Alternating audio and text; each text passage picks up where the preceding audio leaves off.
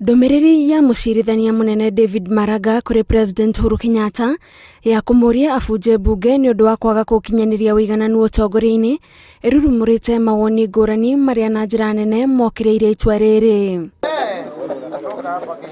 Commission ya motungata ma bunge irauga itua ria Maraga rironania mundu utarahuthira wega hinya wa giturwa kiria ikarire tondu kuringana nao President agikinyaniria riendekithia ria Maraga bururi ungikorwo na thina munene nene gukira wa kugeria kuhingia gicunje giki kia watho. The Parliamentary Service Commission, in furtherance of its constitutional mandate and of the request of the speakers of the two houses of Parliament, has resolved to engage counsel to immediately proceed to the High Court pursuant to Article 165 Clause 3 of the Constitution to challenge the unlawful and unconstitutional action taken by the Right Honourable Chief Justice. Bunge ikiuga Maraga atengerete gutua itua ona mbere ya kurora maundu maria matumite bunge ino ya 12 yage gukorwo ikinyanirie uigananu uyu na uhotekeku wa kihonia kuoneka wona bunge ino ya fujo woni uria unyititwo baru ni mutongoria wa kiama kia ANC Musalia Mudavadi.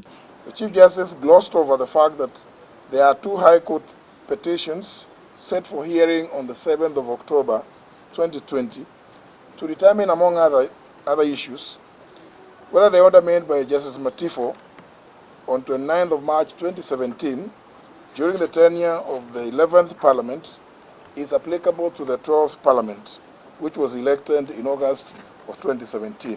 Na hakuna guarantee kwamba ukivunja bunge sasa utakuwa umepata suluhu kuhusu vipengele vile ambavyo vinahusu mambo ya gender. Na hatujui kwamba ukienda kwa uchaguzi baada ya siku chache Wakenya watachagua vipi. Hawezi lazimisha Wakenya vile watavyopiga kura.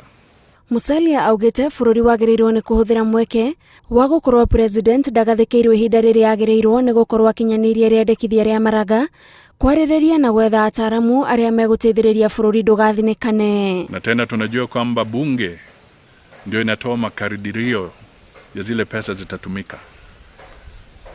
Sasa ikiwa tunavunja kwa njia ambayo haijulikani, alafu ni nani, ni bunge gani itaweka rasilimali ama pesa za kuendesha program za Wakenya? Maybe the president should look into it, and whatever they have in parliament today, enforce the need for the two-third gender that was meant for the women, rather than drawing people back and going to an election when we are due for election in 2022.